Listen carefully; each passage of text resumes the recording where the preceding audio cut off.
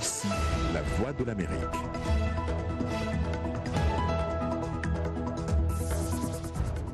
Mesdames, Messieurs, bonsoir. Bienvenue dans Le Monde aujourd'hui. On commence par les titres de cette édition. Abiy Ahmed, prix Nobel de la paix 2019. La prestigieuse distinction a été attribuée ce vendredi au Premier ministre éthiopien, artisan d'une réconciliation inimaginable avec l'Érythrée et père de nombreuses réformes dans son pays. La crise du logement s'accentue au Nigeria où 70% de la population vit dans des zones pauvres sans commodité de base.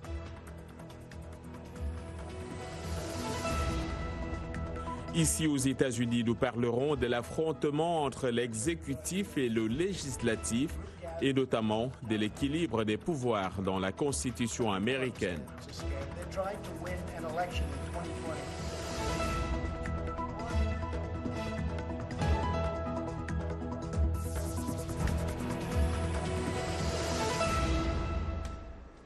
Mesdames et Messieurs, bonsoir. C'est connu depuis ce vendredi, le prix Nobel de la paix 2019 a été attribué au Premier ministre éthiopien Abiy Ahmed Ali. Cette distinction lui a été décernée pour ses efforts en faveur de la paix et de la coopération internationale, en particulier pour son initiative décisive visant à résoudre le conflit frontalier avec l'Érythrée. Retour sur cette annonce avec Blanche Sano. Le choix du comité Nobel norvégien s'est porté sur le Premier ministre Abiy Ahmed Ali, 43 ans.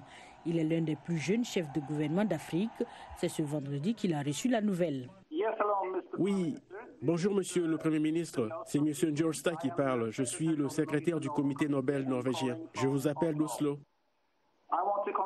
Je tiens à vous féliciter d'avoir reçu le prix Nobel de la paix de cette année. Merci beaucoup. Je suis vraiment très honoré. Je viens d'apprendre la nouvelle. Merci beaucoup. C'est un prix décerné à l'Afrique, à l'Éthiopie, et je peux imaginer à quel point le reste des dirigeants africains le considéreront positivement et seront inspirés à travailler sur le processus de construction de la paix sur notre continent. Merci beaucoup. Je suis si heureux et ravi de cette nouvelle.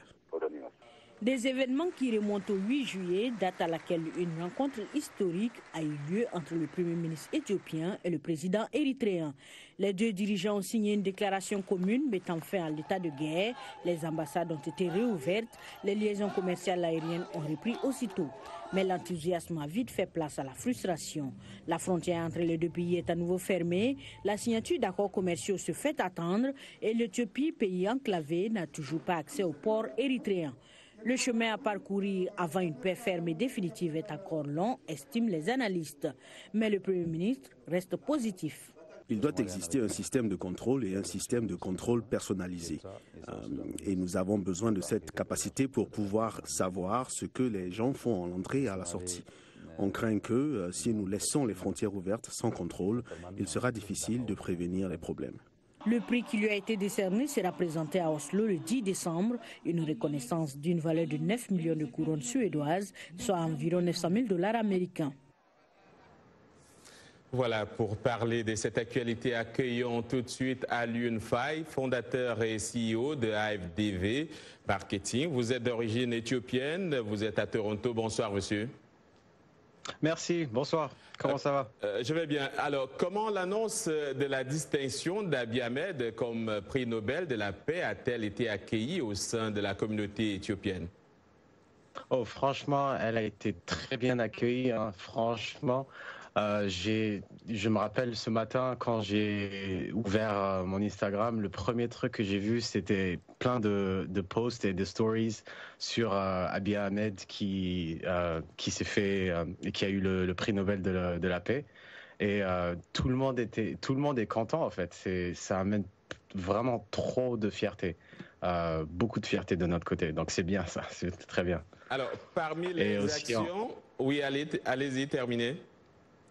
Ouais, j'allais dire, ça amène autant plus de fierté que d'humilité en même temps, tout comme quand il a répondu au téléphone, quand la personne de la Suède lui a appelé pour les féliciter.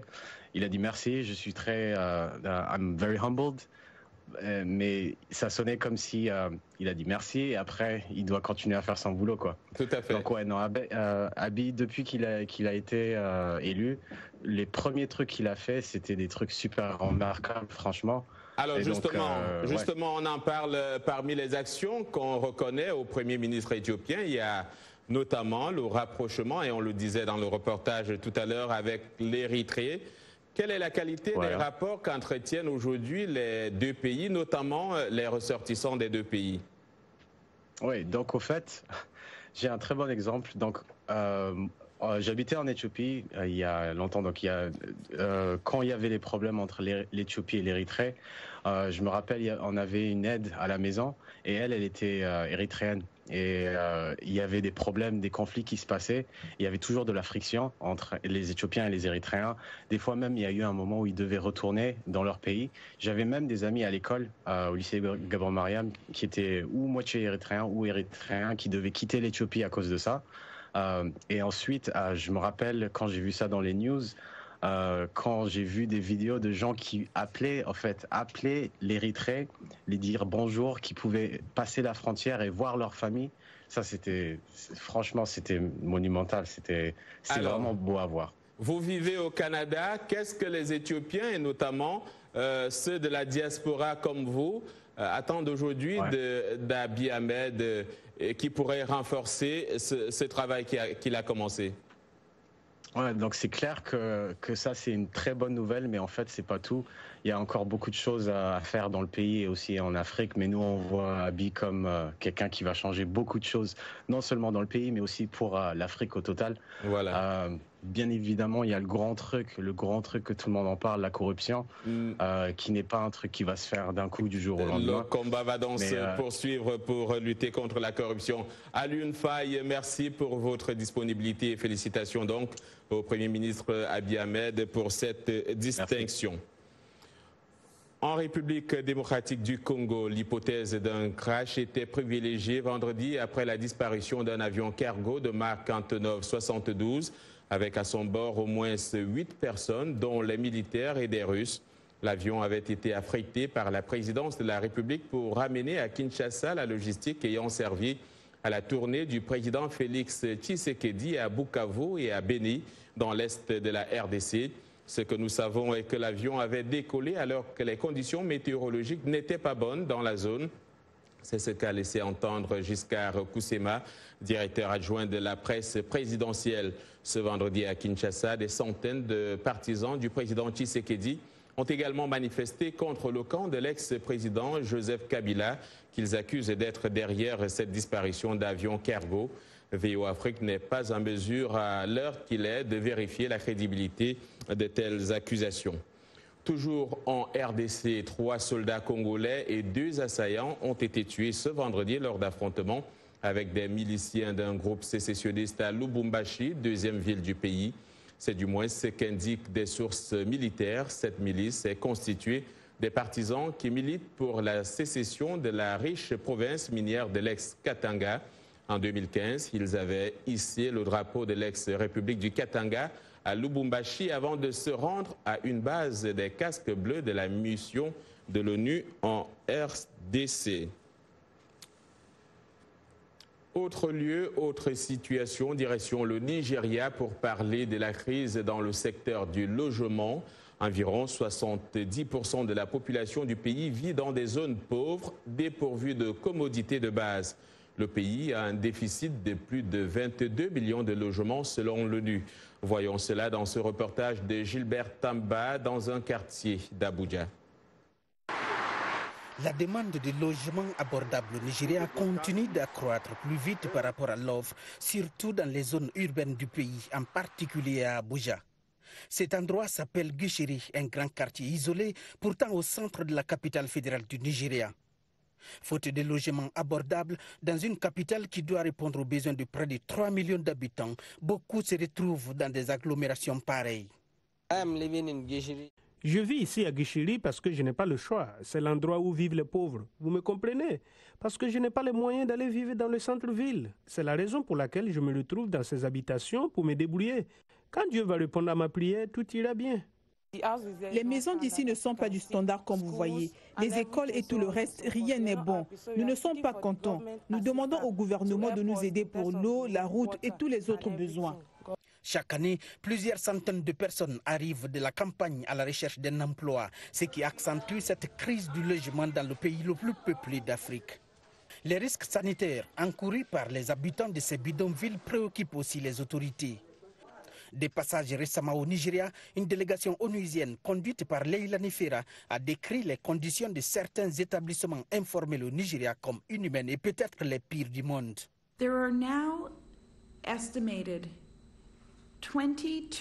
Nous estimons à 22 millions le déficit en termes de logement dans ce pays. Donc il y a un manque de 22 millions de logements. Au moins 69 à 70% de la population urbaine vit dans des habitations informelles. Les autorités d'Abuja, le siège du gouvernement fédéral, font face aujourd'hui à un problème épineux. Ce site n'est pas le seul endroit où les populations vivent dans les conditions similaires. D'autres sites aux alentours de la capitale fédérale continuent de recevoir de nouveaux arrivants. Gilbert Tamba, Abuja pour VOA Afrique. L'ancien président sud-africain Jacob Zuma, contraint de démissionner en 2018 à la suite de scandales, sera jugé pour la première fois pour corruption la semaine prochaine, après le refus de la justice sud-africaine ce vendredi d'abandonner les poursuites le visant dans une affaire d'armement impliquant le groupe français Thales. Jacob Zuma, au pouvoir de 2009 à 2018, est soupçonné d'avoir touché 4 millions de rands, soit environ 240 000 € de pots de vin du groupe de défense Thales à la faveur d'un contrat d'armement de près de 4 milliards d'euros conclu en 1999. Et puis les Tunisiens iront aux urnes dimanche pour choisir leur président entre deux candidats, Kais Saïd, 61 ans, universitaire et spécialiste du droit constitutionnel, beaucoup le disent sans expérience du pouvoir. Face à lui, le magnat des médias Nabil Karoui, 56 ans, issu du sérail politique, mais à couteau tiré avec une bonne partie des dirigeants.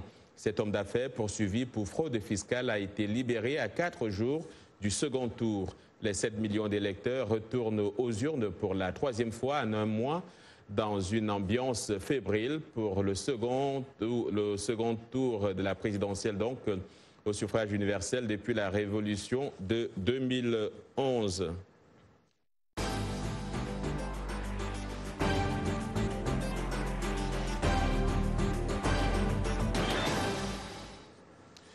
Ici, aux États-Unis, le président Donald Trump et les démocrates à la Chambre des représentants sont engagés dans une impasse constitutionnelle sur la question de la mise en accusation du chef de l'exécutif. Il est question de voir ce que les témoins et les documents réclamés par les démocrates pour leur enquête sur la conversation téléphonique de Trump avec le président de l'Ukraine donnent. Voyons tout cela avec Irénée Herman Umbo. De la Maison-Blanche, le président Donald Trump est en mode attaque pour repousser l'enquête de destitution engagée par les démocrates de la Chambre des représentants. Les gens comprennent que c'est une arnaque. Ils tentent de gagner une élection en 2020 en utilisant l'argument de la mise en accusation. On a gagné sur l'arnaque de Mueller. C'était une grosse affaire qui a duré 2 ans et demi. Nous avons eu quelques jours de paix et puis tout d'un coup, ils sont revenus avec celle-ci. Le bras de fer a pris de l'ampleur ces derniers jours lorsque la Maison-Blanche a envoyé une lettre au Congrès rejetant l'enquête sur la mise en accusation. Elle dénonce une chasse aux sorcières partisanes et refuse de coopérer. Mais les démocrates sont déterminés à poursuivre leur enquête. Ne pas vouloir fournir des témoins et des documents constitue pour nous une preuve supplémentaire d'obstruction aux fonctions constitutionnelles du Congrès, une branche du gouvernement égale aux autres. Les partisans de Trump, comme le député Matt Gaetz de la Floride, sont prêts à se battre pour le président. Ce que nous voyons dans cette mise en accusation est un tribunal bidon. Et le président Schiff agit comme un malicieux Captain Kangourou. Selon la Constitution américaine, le Congrès a le pouvoir de demander des comptes au président tout au long du processus de destitution. La décision de Trump de ne pas coopérer avec le Congrès a été exactement celle prise par le président Richard Nixon lors du scandale du Watergate en 1974. Et c'est la Cour suprême qui a finalement ordonné à Nixon de diffuser les cassettes audio compromettantes ayant conduit à sa démission. Pour l'instant, l'issue de l'enquête de destitution de Trump reste incertaine. Ce sont peut-être les électeurs qui auront le dernier mot lors de la présidentielle de 2020. Vous êtes sur VOA Afrique.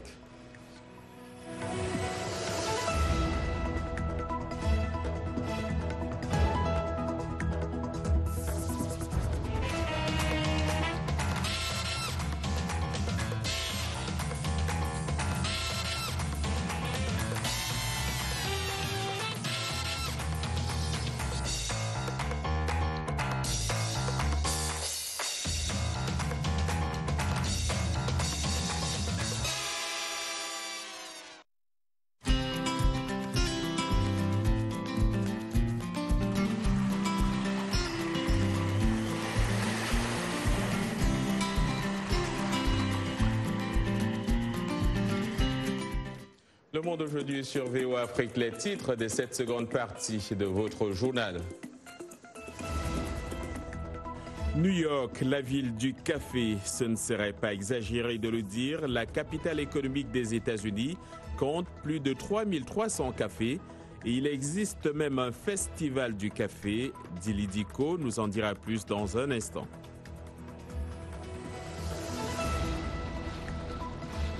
À Madagascar, c'est plutôt le caviar, l'objet de convoitise.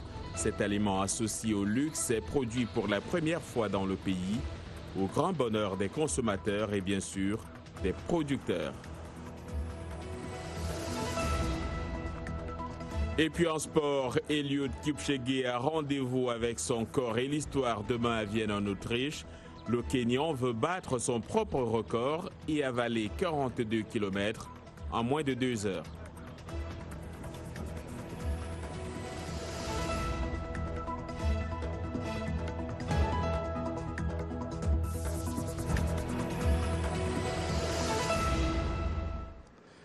L'amour des New-Yorkais pour le café n'est plus un secret. La ville compte plus de 3300 cafés. Des petites adresses de quartier aux grandes chaînes, les choix sont nombreux et savoureux. Dans cette ville de 8,6 millions d'habitants, tous les aficionados de café peuvent trouver leur bonheur durant toute l'année. Une fois par an se tient le Festival du café, un événement de 3 jours entièrement dédié au café. Dili Diko, notre correspondante à New York, s'est rendue sur place au Metropolitan Pavilion. Découvrons sa matinée très caféinée. Selon les premiers écrits, le café serait originaire d'Éthiopie. La légende voudrait qu'un berger d'Abyssinie, actuelle Éthiopie, ait découvert les vertus énergisantes du café sur sa chèvre qui aurait consommé les baies du caféier. Selon les experts, le café fut cultivé pour la première fois au Yémen et introduit par les Vénitiens en Europe au XVIIe siècle. Peu de temps après, les premiers cafés sont apparus à Paris, Londres. Aux États-Unis, le premier café a vu le jour en 1689 à Boston. Le café est essentiellement cultivé dans une zone appelée Bean Belt, une ceinture représentant les aires de caféiculture qui s'étend du Mexique à l'Indonésie, en passant bien sûr par l'Éthiopie et le Kenya. Lorsque les baies de café passent du vert au rouge, elles sont alors mûres et peuvent être cueillies. Dans cette industrie, il y a 2 types de café, l'arabica et le robusta. Les magasins spécialisés dans le café préfèrent en général l'arabica parce que ce café est le plus souvent de meilleure qualité, plus équilibré et surtout, il a un goût plus fruité. Le Festival du café de New York est un événement qui permet aux amateurs de café de se retrouver dans un endroit chaleureux et musical pour déguster différents cafés. Il n'y a pas de limite puisque les visiteurs peuvent consommer autant de tasses de café qu'ils veulent. Au cours des 3 jours de festivités ont lieu des concours comme celui du roi de la torréfaction, le Roast Master, et des démonstrations des meilleurs dessinateurs sur latte, les cafés au lait. Je pense que le latte art, le dessin sur le café sont super cool et créatifs. Ça rend le café plus intéressant. Une fois, j'ai même eu le droit à une photo de moi reproduite sur mon café avec de la crème fouettée dessus. C'était super. Pour cette 5e édition du festival qui a ouvert ses portes à plus de 12 000 personnes l'an dernier et comme cela a été fait les années précédentes, tous les profits de ces 3 journées très aromatisées seront reversés à une œuvre de charité, Project Waterfall, dont l'objectif est de faciliter l'accès à l'eau potable dans les communautés cultivant le café. Ici, au New York Coffee Festival, le credo est donc de boire autant de café que vous pouvez. Cela fait du bien et c'est pour la bonne cause. Dili Diko, VOA, New York. Rassurez-vous, il ne consomme pas du café, mais il est là pour les derniers remous du monde sportif. Lui, c'est Yacouba Ouedraogo. Yacouba, on commence par les journées FIFA. Bonsoir. Bonsoir John et bonsoir à tous. Début donc des journées FIFA du mois d'octobre. Beaucoup de matchs pour cette trêve internationale qui court jusqu'au 15 octobre. Le Burkina Faso a perdu 1-0 devant le Gabon du nouveau sélectionneur Patrice Neveu. La RDC et l'Algérie se sont neutralisés 1-1. Même score entre le Congo voisin et la Thaïlande. Le Sénégal a accroché le Brésil 1-1 à Singapour. 1-1 également entre le Niger et la Zambie. Le Togo lui est tombé 1-2 devant le Cap-Vert. Ces matchs amicaux vont se poursuivre ce week-end. Ce seront les deuxièmes sorties pour certaines formations. Et dès demain, la Guinée fera face aux Comores. Les matchs sont concentrés beaucoup plus le dimanche avec notamment le choc entre le Nigeria et le Brésil à Singapour. Un autre grand rendez-vous opposera la Colombie à l'Algérie à Lille. La Tunisie joue le Cameroun à Rades. La Côte d'Ivoire fera face à la RDC à Amiens. Le Bénin défie la Zambie à Porto Novo et le Rwanda reçoit la Tanzanie, le Niger, la Centrafrique. À suivre aussi l'Afrique du Sud, Mali à Port-Elizabeth ou encore Éthiopie, Ouganda. La FIFA, qui fait de l'humanitaire, l'instance mondiale va soutenir la lutte contre le sida, le paludisme et la tuberculose. L'instance mondiale du ballon rond va organiser un grand événement l'an prochain pour récolter des fonds pour financer cette lutte, d'après son président Gianni Infantino. Cette annonce intervient au lendemain d'une conférence organisée à Lyon où le président Emmanuel Macron a annoncé que l'objectif des 14 milliards de dollars a été atteint pour le refinancement du Fonds mondial de lutte contre le sida, la tuberculose et le paludisme. En athlétisme, nous reparlons de l'hyperandrogénie. 25 sportifs français exigent des explications. Nous, athlètes français de haut niveau, exprimons notre sidération et voulons des explications. Ont écrit dans une lettre ouverte les athlètes dont la double championne du monde de taekwondo Gladys Epang, le quintuple champion du monde de natation Fabien Gillot et la triple championne du monde de judo Gévrise Eman. Les signataires s'appuient sur un reportage diffusé par la chaîne allemande ARD où une athlète ougandaise hyperandrogène, Annette Negesa, privée des Jeux Olympiques en 2012 pour un taux de testostérone naturel anormal, dit avoir subi, sans en avoir été averti, une opération d'ablation des organes génitaux internes. Athlétisme, toujours pour quelques secondes de moins, le Kenyan Eliud Kipchoge, recordman du monde du marathon, s'offre une nouvelle chance demain à Vienne. Il veut faire tomber la mythique barre des 2 heures lors d'une course non officielle, conçue dans tous les détails. Suivez. Un an après avoir établi le nouveau record du monde du marathon à Berlin en septembre 2018 en 2 heures 1 minute 39 secondes et un peu plus de 2 ans après une tentative infructueuse déjà non officielle de courir les 42 km 195 en moins de 2 heures, Eliud Kipchoge veut écrire sa légende cette fois-ci dans la capitale autrichienne. Vienne et on passe de faire l'histoire dans ce monde comme le premier homme à aller sur la Lune. Le longiligne Kenyan de 34 ans avait manqué pour 25 secondes de passer sous les 2 heures à Monza en Italie en mai 2017 lors d'un événement similaire organisé par des sponsors. 2 ans après, Kipchoge se sent mieux armé. Je me sens plus préparé, je me sens plus prêt, je suis confiant que j'ai maintenu cette vitesse pendant les 3 dernières années. Donc on ne se demande pas comment je vais le faire. Je l'ai déjà fait pour la première fois et j'espère que la deuxième fois sera la bonne. Le Kenya est l'un des plus grands coureurs de tous les temps, se révélant au public en gagnant par surprise le 5000 mètres des mondiaux de Paris en 2003. Il a remporté certains des plus grands marathons du monde, Chicago, Londres, Berlin et l'or olympique sur la distance à Rio en 2016. N'empêche, le défi est énorme et la pression monte d'un cran. La pression est partout dans ce monde, autant que vous êtes un être humain. Donc, ce que j'essaie de dire, c'est que j'essaie de rester aussi calme que possible. Un calme nécessaire pour celui qui dit vouloir courir pour l'histoire et démontrer que l'être humain n'a pas de limite. Voilà, vrai ou faux, on le saura demain. Je vous souhaite un excellent week-end, on se retrouve lundi. Merci Yacouba, excellent week-end et à lundi donc.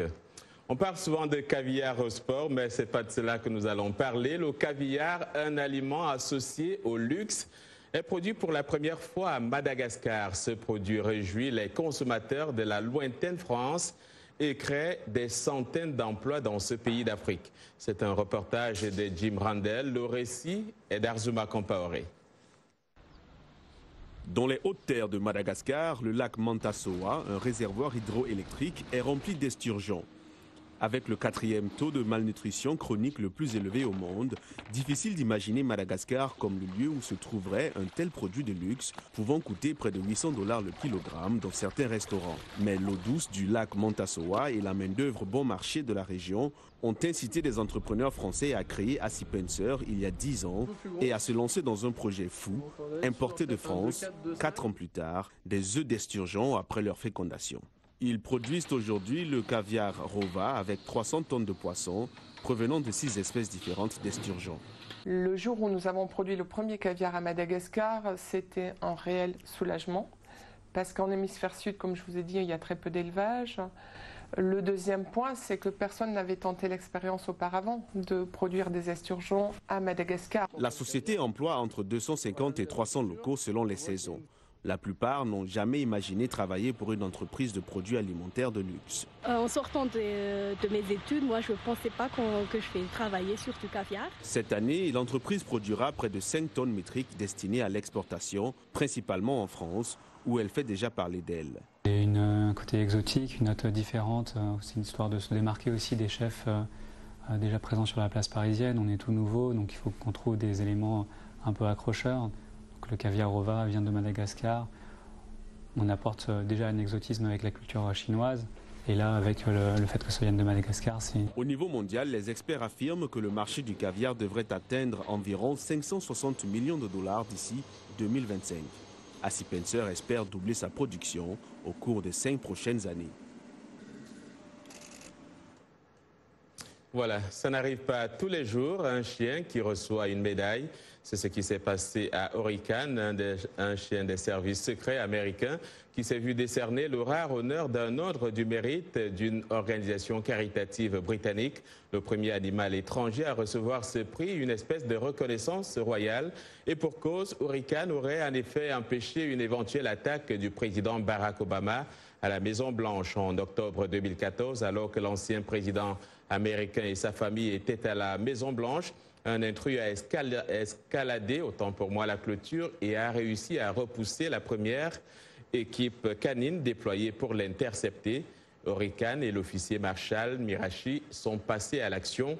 Les mâchoires de Hurricane étaient verrouillées au bras du suspect et celui-ci a finalement conduit l'homme au sol où il a été arrêté par des agents de sécurité. Le chien a été gravement blessé, mais je pense qu'il va mieux maintenant. C'est la fin de ce journal. Merci à toute l'équipe qui l'a préparé et à vous d'avoir suivi. Excellent week-end à toutes et à tous. Demain est un autre jour. Bonsoir.